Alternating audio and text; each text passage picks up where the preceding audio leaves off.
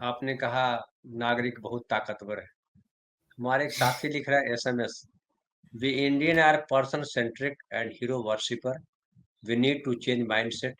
We need to evaluate political parties on their policy making and fulfillment of promises they made। SMS भाई। Agreed, agreed, agreed, agreed. उसमें नहीं, लेकिन मैं हम agreed नहीं हूँ। पूरे देश नहीं, पूरी नहीं। दुनिया में यही चल रहा है। पूरी हाँ, दुनिया तो में जो है लोग, वो पर्सन सेंट्रिक ही है, हीरो वर्शिपर है। हाँ, पूरी तो दुनिया यही है।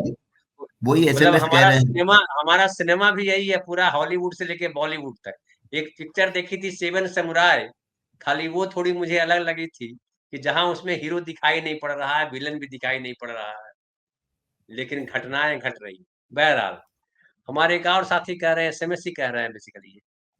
एक तो सर धनंजय में धनंजय ए एन आपने छोड़ दिया। मैं अपने नाम को लेकर के बड़ा पजेसिव हूँ। आपने मेरा नाम धनंजय कर दिया, धनंजय मेरा नाम। You journalist community has to inculcate the critical thinking in common people। नहीं नहीं यस, नहीं यस। नहीं नहीं, इसमें भी मैं नहीं सहमत। हम जर्नलिस्टों की कोई भूमिका नहीं है, सब ऊपर वाला करता है। जय श्री राम। कहाँ है? या अल्लाह अकबर। हम लोग कुछ नहीं करते, हम लोग घास पात हैं। आएंगे जाएंगे चले जाएंगे। कॉमन मैन तो आदिम काल से है, आदिम काल कौन काल तक रहेगा। महान है वो। उनकी चर्चा हम कहाँ, हम नहीं कुछ कर सकते भाई। धनंजय भाई, कहीं हमारे आप कुंभ का पता होता तो नहीं देने देना लोगों को, भाई मेरे पास बताओ, मुझसे कुछ मेरे एड्रेस पे जाओ।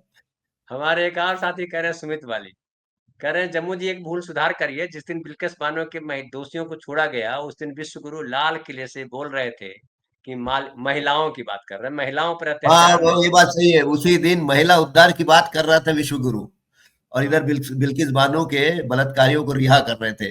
तो इसीलिए आपको मैंने कहा ना कि इतना निर्लज। मैं और मैं आपको एक मैं और इस बता दूं। मामले में बहुत साफ हूं। 75 साल की लोकशाही ने एक निर्लज प्रधानमंत्री को इस देश में जन्म दिया है।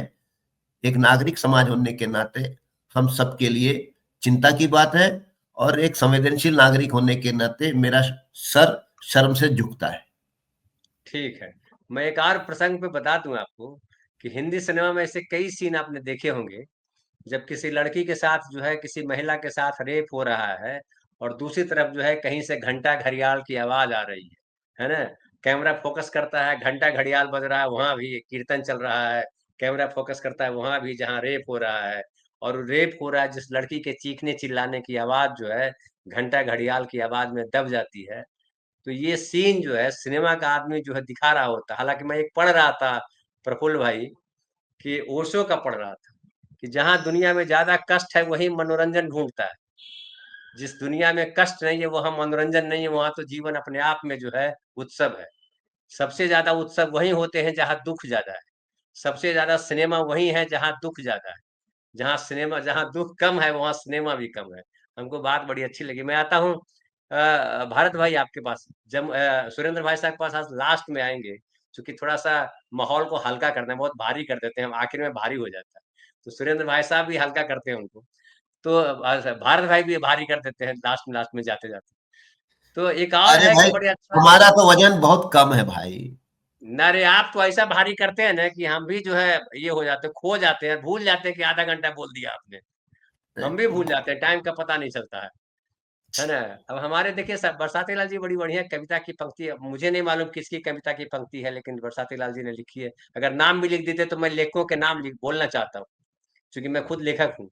नाम का बड़ा महत्व है, भी मैंने कहा धनंजय गलत लिख दिया आपने। खड़ी हो गई चाप कर कंकालों की हूक।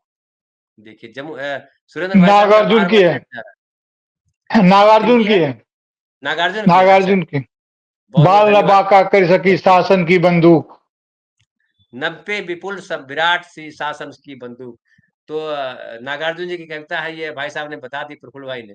बरसाती लाल जी बहुत बहुत धन्यवाद। आप बड़ी इंटरेस्टिंग बात लिखते हैं और बड़ी गंभीर बात लिखते हैं, मुझे बड़ा पसंद है आप। आपका फोटो मैं नहीं देख पाता हूँ, ये अलग बात है। कभी मुलाकात करिए, मिले कभी किसी दिन। मनोज शुक्ला जी कह रहे हैं क्या पंजाब में आप सरकार बरकरार रह पाएगी? अरे रहे न रहे, कहाँ चिंताएं पड़े हैं पंजाब में। पहले दिल्ली में क्या हुआ उस पे जाइए, अभी मणिपुर पे चर्चा कर रहे हैं। और पंडरीनाथ जी कह रहे हैं कि जम्बू जी को मेरा प्रणाम कहिएगा। आपका प्रणाम तो कह देंगे, लेकिन नाम आपने गड़बड़ लिख दिया। जम्बू द्वीप नहीं है वो जम्मू है। जम्मू जम्मू कश्मीर वाले जम्मू है। आपने जम्मू बना दिया उनको। है ना। हमको सब तो चलता है यार, क्या इसमें झगड़े करना। नहीं, आपको चलता होगा, आप जो है हो सकता है क्या कहते हैं उनका नाम, शेक्सपियर हो आप, लेकिन मैं तो जो है धनंजय कुमार हूँ। शेक्सपियर से आपको फर्क नहीं पड़ता था कि नाम कुछ भी हो, धनंजय कुमार को फर्क पड़ता है। खैर, भारत भाई, क्या आपको लग रहा है मणिपुर कुछ प्रभाव डालता है हिंदुस्तान पे? हमारे एक साथी अलग पूछ रहे थे कि 1972 में वो मणिपुर अलग स्टेट बना, तो उसके पहले मणिपुर महाभारत की कथा कहाँ थी? नहीं, महाभारत की कथा है, वो असम का पार्ट था और वो बड़ा अलग, कैसे कैसे स्टेट बने नॉर्थ में, नॉर्थ ईस्ट के 7 सिस्टर्स की अलग कहानी है, लेकिन सब एक ही थे। छोटे छोटे स्टेट थे लेकिन सब एक हो गए, फिर बहुत लंबी कहानी है, इतिहास पढ़ना पड़ेगा उसके लिए। भारत भाई, क्या कहेंगे आप? मणिपुर कहीं असर करता है क्या? धनंजय जी, इस देश का कोई भी छोटा प्रदेश हो या गली मोहल्ला हो, मैं प्रदेश की बात कर रहा हूं, मैं गली मोहल्ले की बात कर रहा हूँ, गांव की बात कर रहा हूँ। एक मिनट, एक गधा आ गया, उसको जरा भगा लेने दीजिए, 1 मिनट, ये गधा आ गया, उसको भगा देने दीजिए। चलिए, भगा दिया गधे को। हाँ। चलिए, वो वहां भी कोई घटना होती है तो पूरा देश प्रभावित होता है, वो भी देश का हिस्सा है। आप शरीर को, आप इसकी तुलना अपने शरीर से कीजिए। शरीर के किसी हिस्से में कहीं भी चोट लगती है तो पूरा शरीर महसूस करता है। मणिपुर जलता है तो पूरा देश महसूस करता है, लेकिन दुर्भाग्य से जब मणिपुर जलता है तो दिल्ली महसूस नहीं करती। दिल्ली इतनी संवेदनहीन हो गई है हमारी दिल्ली, दिल्ली का मतलब दिल्ली प्रदेश से नहीं है, दिल्ली बड़ी संवेदनहीन हो गई है। और दिल्ली की संवेदनहीनता से पूरा देश परेशान है। चाहे कोरोना हो जाए, चाहे नोटबंदी हो जाए, चाहे कोई रास्ते में घर जाता हुआ मर जाए, रेलबंदी हो जाए, दिल्ली को कोई फर्क नहीं पड़ता। अब ये वीरेंद्र सिंह के इस्तीफे की बात पर अगर हम आते हैं तो मैं इसको 4 एंगल से देखता हूं। क्या Virendra Singh use and throw नीति के शिकार हुए हैं? क्या विदेशों में भारत की छवि किससे परेशान होकर उनसे इस्तीफा लिया गया? क्या भाजपा में विद्रोह हो गया था? क्या वीरेंद्र को माफी मांगना भारी पड़ा? इन 4 एंगल से मैं इसका विश्लेषण करना चाहूंगा। आपको याद होगा कि 9 वर्ष के उपलक्ष्य में वीरेंद्र सिंह ने माफी मांगी थी कि मैं अपने प्रदेश को संभाल नहीं पाया, बड़ी हिंसा हुई, मैं माफी चाहता हूं, उम्मीद करता हूं कि 2025 का साल बहुत आगे अच्छा जाएगा। आज भी वो इस्तीफा देने, अमित शाह से मिलने से पहले गंगा स्नान करने गए, नहाने गए प्रयागराज में, नहा के फिर अमित शाह के पास गए, अमित शाह से मिलकर उन्होंने वापस आके इस्तीफा दे दिया। आप इसको बड़ी गहराई से देखिए। भाजपा के अंदर कल्चर नहीं है माफी मांगने की। राहुल गांधी ने जो शुरुआत की है माफी मांगने की, वो दलितों के संदर्भ में, सिख दंगों के संदर्भ में, या कांग्रेस की ऐतिहासिक गलतियों के संदर्भ में जब माफी मांगते हैं तो भाजपा तिलमिला जाती है।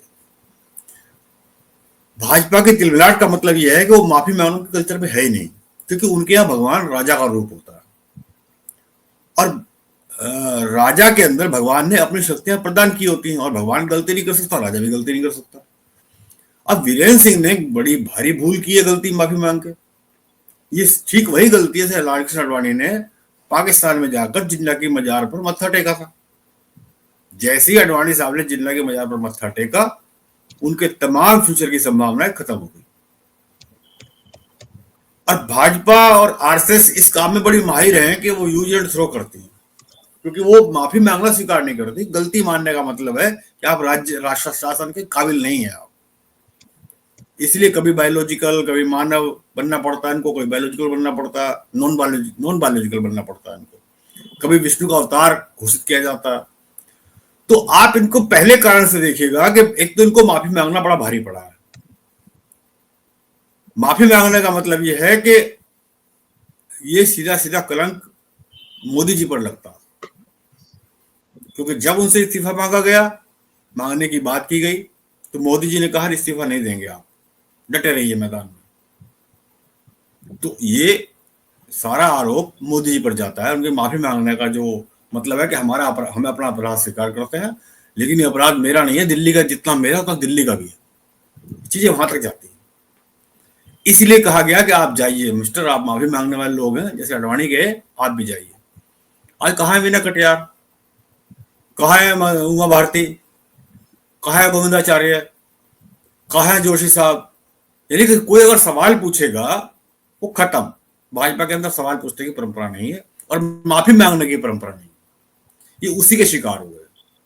और तीसरी जो मैं कह रहा था, यूज एंड थ्रो। भाजपा हमेशा यूज एंड थ्रो करती है। जब उसको लगता है कि इस जितने बंदा जितना यूज होना था कर लिया और इसकी वजह से कल भाजपा या पूरी आरएसएस को कटघरे में खड़ा कर सकता है, तो भाजपा और आरएसएस उसे बड़ी बारीकी से कह देते हैं कि अब ये हमारा मेंबर नहीं था और जाइए इस्तीफा दीजिए, अपने घर जाइए। जैसे महात्मा गांधी की हत्या के वक्त गोडसे को कहा गया कि हमारे आरएसएस के आदमी थे ही नहीं, उसकी खतरा कराई गई ताकि ये साबित हो सके, मुसलमान साबित किया जा सके। वो तो बाद में साबित हुआ कि चलो वो आरएसएस के मेंबर थे, लेकिन वो ये तैयारी थी कि आरएसएस के मेंबर है ही नहीं, इनकार कर देते हैं। और यहां तक इनकार कर देते हैं कि 2002 के गुजरात के दंगों में हिंदू था ही नहीं कोई शामिल। अटल बिहारी वाजपेयी ने जब मोदी जी को कहा था कि राजधर्म का पालन कीजिए, उस सभा की वीडियो वायरल हुई थी, तो मोदी जी ने कहा था वही तो कर रहा हूं, राजधर्म का पालन। राजधर्म के पालन की परिभाषा भी अलग अलग है, यानी कि वाजपेयी की परिभाषा अलग थी और मोदी जी की परिभाषा अलग थी। तो राजधर्म के उनका राजधर्म क्या है कि तमाम विरोधियों को निपटा देना। और अटल बिहारी वाजपेयी की राजधर्म की परिभाषा क्या थी उस टाइम? मजबूरियों के तहत। मैं अटल बिहारी वाजपेयी को गोविंदाचार्य ने चेहरा कहा था कि ये भाजपा के मोहरे हैं, चेहरे नहीं है, ये गोविंदाचार्य ने कहा था, इसलिए गोविंदाचार्य नेपथ्य में चले गए। अब आप वीरेंद्र सिंह की बात कर रहे हैं कि वीरेंद्र सिंह को जो भाजपा के अंदर विद्रोह पैदा हो गया, ये बड़ा खतरनाक चीज थी अमित शाह के लिए कि मणिपुर के जितने विधायकों ने इनके इस्तीफे की मांग की थी और न्याय की बात की थी, वरना वो कांग्रेस की सरकार शायद कल परसों में बन जाती हो। यहां तक भी चर्चा है। इसलिए कहा आनंद फानन में इस्तीफा दिला इनको बलि का बकरा बनाओ, जल्दी जाओ भैया, तुम बलि के बकरे बनो, अपने घर जाओ, भाजपा और आरएसएस को बचाओ। आरएसएस ने जो खेल वहां किया है मैतई और कुकी के नाम पर लड़ाने का, उससे भी विदेशों में छवि बड़ी खराब थी। पूरे ईसाई समुदाय में, कुकी चूंकि ईसाई हैं, तो पूरे ईसाई समुदाय में ये था कि वहां मैतई समुदाय उनका उत्पीड़न कर रहा। एक तथाकथित एक बयान हाई कोर्ट से, मणिपुर हाई कोर्ट से पास कराया गया कि इनको मैतई को भी अधिकार होगा पहाड़ों में जमीन खरीदने का, ये भी उसमें आते हैं, आदिवासी में इनको आदिवासी दर्जा दिया जाएगा। ये कहाँ की तुक थी? ये जानबूझ के आग लगाने की तुक थी। एक प्रयोग कर रहे थे कि आदिवासी कितना सहन कर पाते हैं हमारे जुल्म को। आप देखिएगा, हमारे देश की कल्चर बहुत अलग है धनंजय जी, और कल्चर इतनी अलग है, आप दूसरी कल्चर का सम्मान नहीं करेंगे तो आप भारतीय हैं ही नहीं, आप भारत के दुश्मन हैं। हमारे यहाँ बराबर में उत्तराखंड है, बराबर में हिमाचल है, उधर 7 बहनों वाला देश है, वो भी पहाड़ और समुद्र से मिलते जुलते हैं, विदेशी बॉर्डर से मिलते जुलते हैं, यहाँ भी मिलते जुलते हैं। अगर यहाँ का आदमी, मैदान का आदमी उत्तराखंड हिमाचल में जाएगा तो उसको मैदानी कहा जाता है, वहां का आदमी है उसको पहाड़ी कहा जाता है। लेकिन अगर सम्मान करेंगे तो आप वहां रहेंगे, और वहां पहाड़ में जाकर खुराफात करेंगे तो आपको निकाल के बाहर कर देंगे। ये हर जगह होता है, आपको रिस्पेक्ट तो करनी पड़ेगी ना। अब ये मैतई के कुकी को लड़ा करके इन्होंने मतलब बहुत नफरत का बीज बोया। वीरेंद्र सिंह ने जब थाने लुट गए, हथियार लुट गए, वो थाने आज तक बरामद हुए? हथियार बरामद हुए? आज तक नहीं हुए, नहीं कर पाए। ये बड़े बड़े सवाल हैं। महिला की इज्जत सरेआम लुटती है, आप कुछ नहीं कर पाते। मोदी जी मणिपुर के नाम पर कुछ नहीं बोल पाते, मणिपुर जाने की हिम्मत नहीं करते। अमित शाह भी गए तो उस मैनेजमेंट के लिए गए थे कि थानों से जो हथियार लूटे गए हैं वो कैसे बरामद ना हो, इसलिए गए थे। वो हथियार सारे मैतई समुदाय को बांटे गए थे, और आज तक हथियार बरामद नहीं हुए, वसूल नहीं हुए। तो पूरी तरह से दिल्ली उसमें इन्वॉल्व थी। तो असल में क्या हुआ, वीरेंद्र सिंह जैसी माफी मांगी, दिल्ली हिल गई। मौके की तलाश में थी कि इसका वीरेंद्र सिंह का किया जाए। इसी बीच भाजपा के कई विधायकों ने चिट्ठी लिखी वीरेंद्र सिंह के इस्तीफे की, खुद भाजपा के विधायकों ने मांग की है। वो भी जानते थे इससे क्या होने वाला है पूरे मणिपुर के अंदर, वो जानते थे, लेकिन दिल्ली चुप थी। आरएसएस चाहती थी नफरत बढ़े उस बहाने से, लेकिन वो नहीं हुआ। तो इस पूरी तरह से वीरेंद्र सिंह को बलि का बकरा बनाया गया है ताकि ये आंच, मणिपुर की हिंसा की आंच, मणिपुर के अंदर अन्याय की आंच दिल्ली तक ना आए। वीरेंद्र सिंह को बलि का बकरा बना के रख दिया गया, ये मेरा मानना है। इसलिए यूज एंड थ्रो, जो भाजपा में पुरानी परंपरा है, यूज एंड थ्रो वाली परंपरा अपना करके वीरेंद्र सिंह को बलि का बकरा बना करके अपनी इज्जत बचाई गई है। जी, यही मेरा कहना है।